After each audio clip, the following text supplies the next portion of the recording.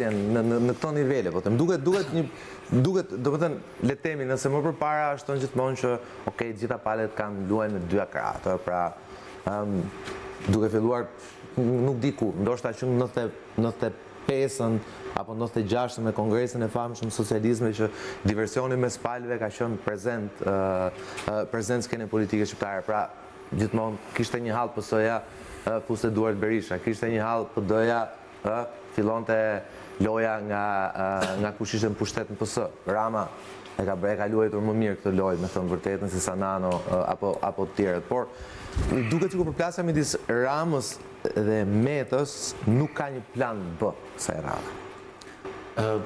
Për qenë sinqert, Sokol, unë mendoj krejt kundërtën. Pra, mendoj që shpeshherë këta dy politikanë, marrëdhëniet të cilëve daton paktën prej 20 vitesh, prej 2 dekadash, kanë pasur gjatë gjithë kësaj periudhe, pra gjithë këtyre 20 viteve, një marrëdhënie dashurie urrëtie e cila është kthyer dhe shkëlqyer her pas here. Pra ka pasur momente kur fjala vjen mos gaboj në vitin 2000, 2001, Rama ishte kryetar bashkie, Meta ishte kryeministër, e lavdronin apo e mburrin njëri tjetrin, ndinin ato aksionet për prishjen e ndërtimeve paleje, më mbani mend në zonën e Lanës, e mbështesnin dhe e mburrin njëri tjetrin.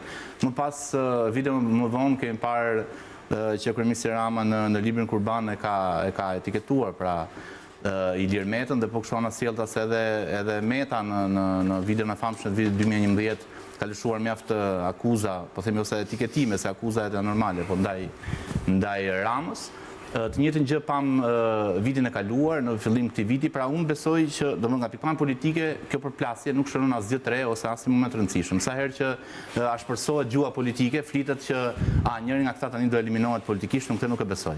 Pra, nëse sot Jo, nuk them që nuk shikoj që le të themi pas zgjedhjeve apo deri në zgjedhje apo pas zgjedhjeve të ketë një paqe mes këtyre. Duket si pazari i mbaruar. Pra nuk duket sikur i kanë lënë njëri tjetrit një farë më shumë shoh hapësira midis Ramës dhe Bashës se sa Ramës dhe Metës. Është e vërtetë që marrëdhënia po themi Rama Basha është disa herë më e butë, disa herë më se ata kanë replikuar sa. Po brenda normave. Por replika atyre është totalisht brenda.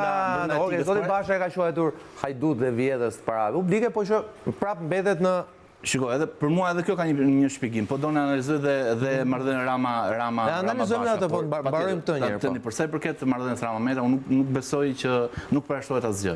Pra unë shoh thjesht si një stacion të radhës, pra si një kur bule ngritje e dy politikanëve që kanë pasur një marrëdhënie, nëse sot Ilir Meta është president, është sepse e ka bërë, po e them kështu popullor, Edi Rama, dhe nëse Edi Rama është kryeministër, është sepse e ka bërë Ilir Meta. Ndërkohë që para se të ndodhte kjo emërime, mund ta shtyjmë edhe më herët, në 2007-ën, le të themi Edi Rama u bë kryetar bashkie falë aleancës së fundit me Ilir Metën. Dhe sforcuar. Dhe në 2011 nëse rezultati shkoi në atë barazim, shkoi falë Ilir Metës. E vërtet. Falë 24.000 votave të Ilir Metës në Tiranë. Nuk po ikim më larg. Vetëm në mars të këtij viti ju pat tubimin e madh të presidentit të Republikës që fliste pak a shumë me të njëjtën gjuhë që flet tani kundër Edi Ramës, apo jo? Domethënë një ishte. Unë mendoj që tashmë ka kaluar një limit. Tani është kaluar më shumë etika, po takon mua ta them prapa të papranueshëm apo jo, këtë mund ta diskutojmë. Ka tekalime etike nga 2 palët, pa diskutim. Por nga pikpamja e përplasjes politike është e njëjta gjë pak a shumë si në mars, ndërkohë që ne kemi parë që gjatë periudhës verës kjo përplasje e marsit e re duke u zbutur, derisa u shua fare. U emërua kryetari i kontrollit të lartë të shtetit, ndërkohë që deri në atë moment bllokohej nga mazhoranca në parlament, u bë dvorani Kok Turku, bën atë takimin me grushta në praninë të Rrushit me bryla, e kemi foton. Nëse fjala vjen do ta ndjekësh vitin e fundit ose 2 vjet e fundit politikën shqiptare, sigurisht mund të flasim për një përplasje që njëri prej këtyre të dyve rrezikon karrierën politike, unë nuk besoj kështu. Unë për vete nuk do të çuditesha nëse në të ardhmen e afërt do të shihja sërish në krah të njëri tjetrit historia e pluralizmit shqiptar, jo vetëm atyre dy individëve apo personaliteteve po doni, por edhe individëve të tjerë, ka treguar që nuk ka, pra, po themi, ndarje, divorc final, gjithmonë për interesa politike, edhe personale po doni, palët kanë bërë aleanca fluide ose aleanca të ndryshme.